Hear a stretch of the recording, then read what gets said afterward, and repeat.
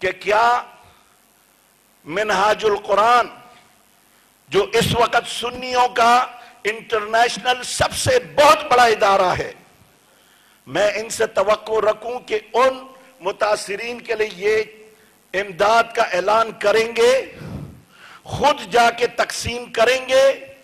ان کے حفاظت کی ذمہ داری میں آستانہ مانکی شریف کی طرف سے میں دیتا ہوں، ہم تحفظ فراہم کریں گے۔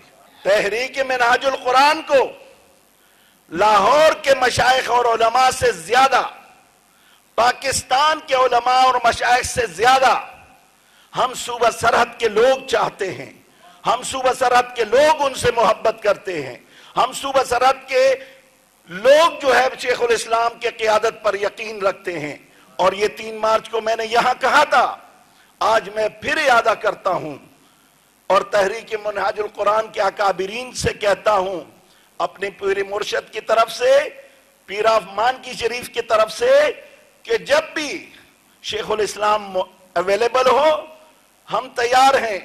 آپ صوبہ سرحد کے پشاور میں، نوشیرہ میں، مردان میں جہاں کہیں پروگرام کرنا چاہتے ہیں ہم انتظام کریں گے، اور ہم اپنے پگڑیوں سے آپ کے جوتیوں کا دھول جو ہے صاف کریں گے۔